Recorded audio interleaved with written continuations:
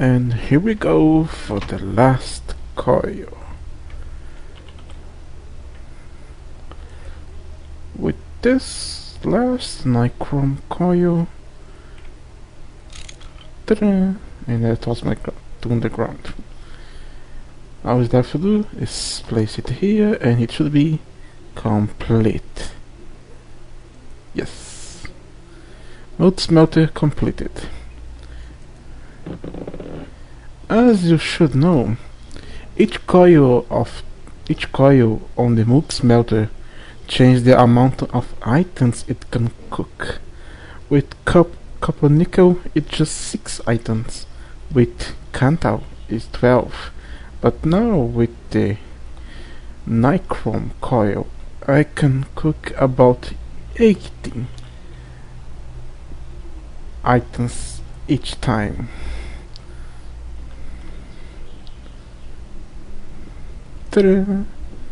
All gone. Not gone, it's melting. If it's gone, I'm gonna be very, very mad. Platinum is not that easy to get. And here we have our platinum ingots. Now we are one step closer to the part where I'm gonna finally made the data orb. I had created this much of crystal ships, which is, I believe, enough to make one of this. Yes, it is exactly. I'm gonna make some more and starting doing the process of the platinum. It's a pity my power system cannot keep the system running forever, because this is just low voltage. I could change this in the future, but for now I just need to wait for this platinum, because to make the data control circuit I need the processor board, which is made with silicon plates, and the intention extreme voltage wiring, which is made with platinum foil into the high voltage, of course. So it's a time to wait again. While waiting that for getting ready, let us make some of the required storage.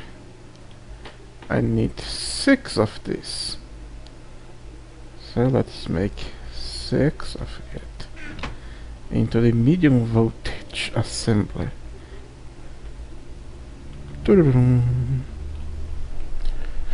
Now let's get our platinum and bend it again. I got my data circuits. Now I just need the control circuits. I'm gonna take a while. And then finally to this one. With our foil made, it's time to turn it into the wiring. So here we go again. But it's not this. Don't go in medium, go. No. So I need to swap the emerald lens for a ruby lens and let it work. Let us not wait that much for now. This will do for just this time. Brings the press from the thing and make those to me, okay?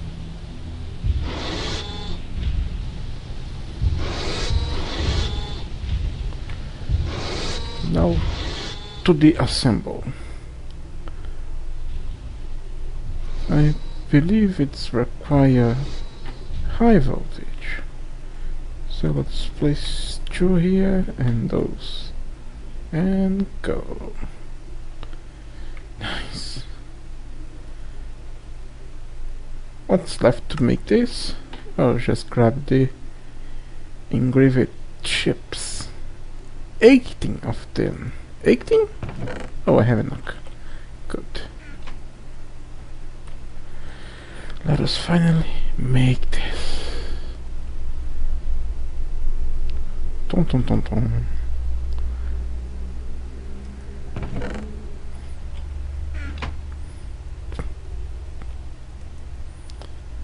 So exciting.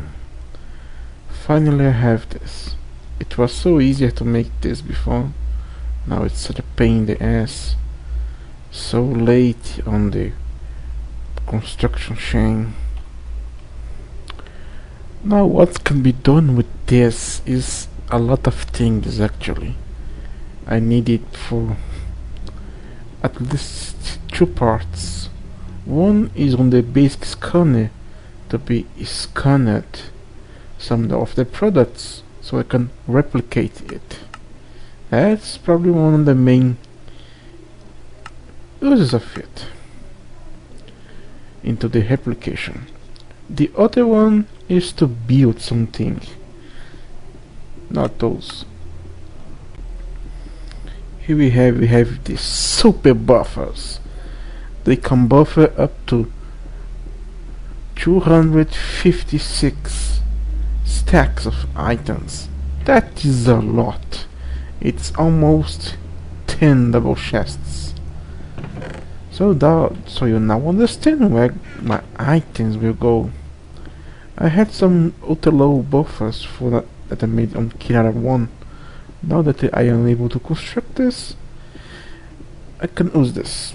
The reason I made it ultra low voltage is because it was just cheaper at time. It was just the machine rule and the conveyor. While if you're gonna do some of the high voltage, it need to be the semi components, which is kind of expensive. But now that Greg made this data orb so far into the tech tree, making it lower voltage don't seems to be a big deal like before. They only need the voltage to actually output on themselves, but I don't need them to do that. I just need them to store the items for me. So the voltage don't actually matters at this point. Now we need to think where I'm gonna construct the control room. It should be around here anyway, close to the stuff. I think I'm gonna just place it right here. Boom. And you can see that it has no interface. You can insert items and remove items any way you can think it's useful.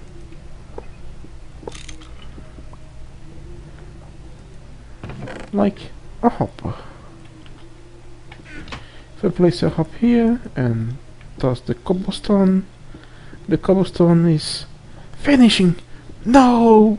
Where is it? I can select it. Of course not. This is Greek Tech. What is this? Applied logistic?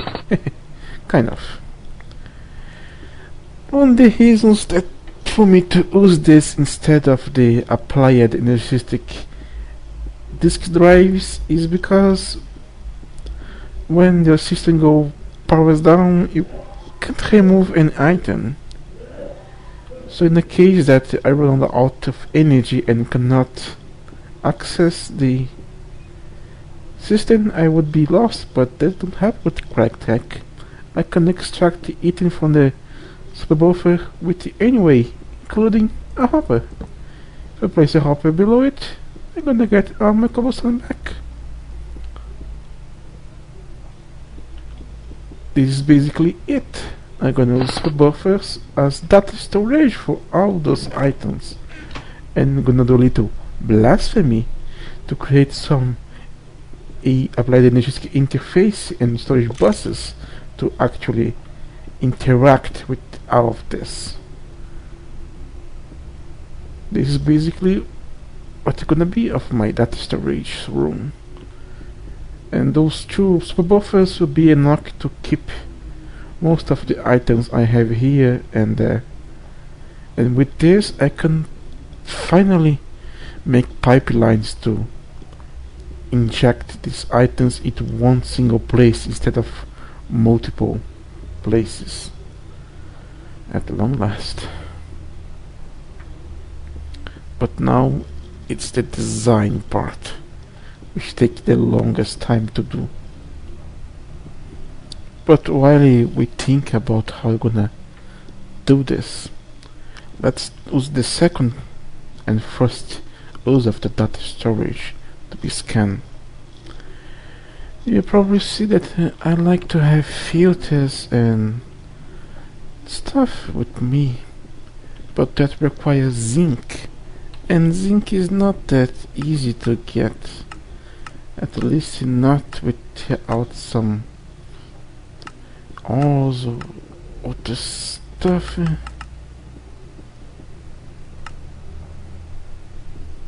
And sapphirite. I would like to have a way to make more later if I run out of ores. That's what scanning does. All I need to do is place the data orb here and the dust here, and it will start scanning. But unfortunately for me, it will cost this amount of energy using this amount for this amount of time. So it is a long way, and this recipe is actually very fast. Some of those take a very long time, but it needs to be done. So we start and go. Now it's waiting time. And a tip that I might say for you all is that when it started and you're not sure if your system can keep the power for it, let it run for a few seconds and hit it with a soft hammer. It will disable the process. This means that if anything happens to the power line and this could not finish, instead of restarting immediately, wasting all your energy, it will not try. You need to try again. It happened to me before, and this is a good tip because this is gonna try to use that energy forever, and it's a problem. But since I start with scanning to replication, I should not wait too much to start working on the replication purgatory, and that's a real pain. The scanning was complete. Now I have a data orb with zinc composition, so I can later replicate it when I start doing. And I have started to make the terminal. I really don't know how this was going to set up, so I'm going to do something very simple and easy. So for this little moment I am now shooting blasphemy again. A little. And the crafting terminal. I can place here and have nothing to access because it's not power ready yet. Well, it's kind of done. I have it made very simple and similar to the past on the Auto Kirara. This is the terminal crafting, and as you see, it's everything offline. However, when I sit down to operate it, the power goes on and I can do whatever I want with this. Start my stuffy, take stuffy and other things. And when I left, it will turn off after a while because it has some internal buffer. The setup is very simple actually, just one energy acceptor with a toggle bus and the cables. When I sit, the share maker headstone, activate the toggle bus and this system goes online. And as I said before, I'm gonna use the QuakeTech super buffers as data drives instead of the normal applied disk drives disk. So this is the most thing of blasphemy I'm gonna do with the applied disk for now. I still need one thing to do with that. The next blasphemy I'm gonna make is the meta cannon, because I'm tired of slashing and cutting my enemies. So let's shoot them. Let us place it to charge into the charger. And it's gonna take a while. And while we wait for it, let us make an MEA chest, because I need to insert the ammunition on it, and it's require a chest. I am missing the terminal.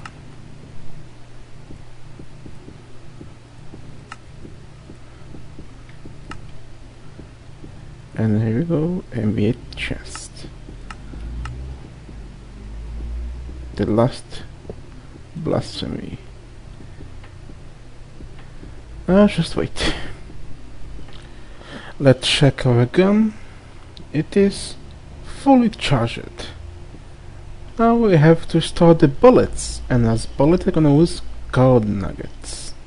So let's click into the MEA chest. Place the meta cannon. Go here and deposit all this beautiful golden nugget. Ta-da!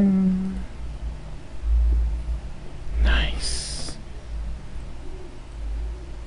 All that's left is to wait till night falls so I can show you. While I can just take on most of the monsters at physical range with my chainsaw, some like the skeletons are kinda difficult, so I just shoot them down from distance.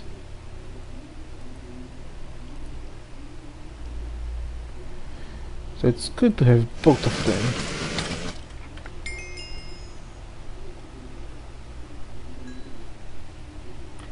There we go.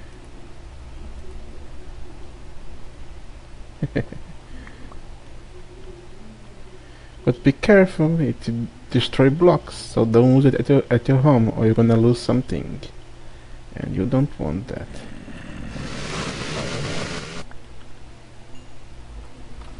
Now that I have some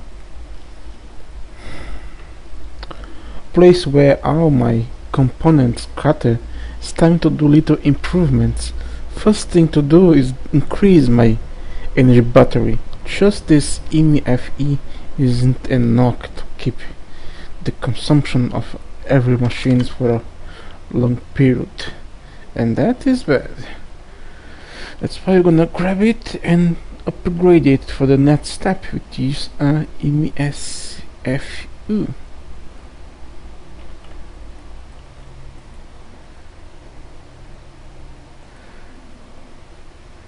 Okay then.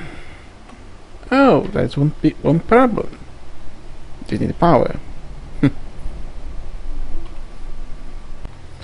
Anyway, I need to construct this a high voltage transformer, because since they're gonna upgrade the voltage, this won't work anymore and you burn everything. So let's place it. Let us try this again, shall we? Oh, and now we have power finally. To make the MFSU, I need some lepton crystals. A lot of them. I have the crystal, but where's the lapis? I do have lapis. Why did not count? Who gonna know? And I need about 6 of it.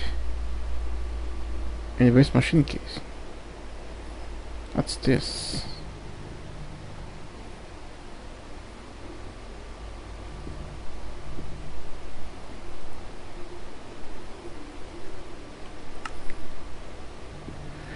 Since you're gonna need one, let's make one. Now back to this. How many was that? 6, isn't it? It's always 6. Yes, always 6. 1. This is gonna get boring.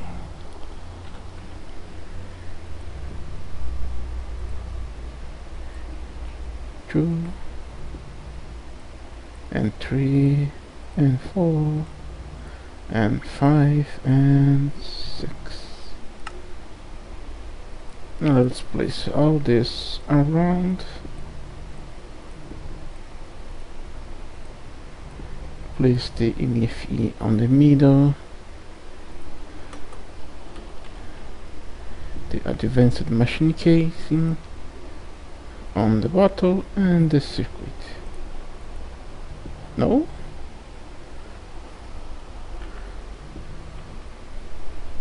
What am I doing wrong? Nothing's wrong on this one. Really, game? Nah. Just a glitch that don't appears. Okay then, let's go down and place this one up.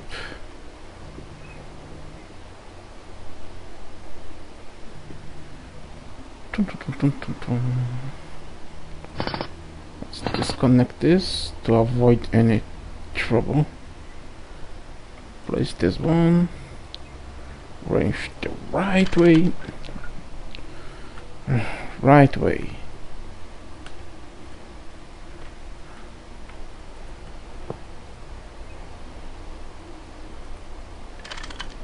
Okay, and it's empty. And go explode everything. Now we can start some power, but this is just temporary. Don't scare me like this, Transformer.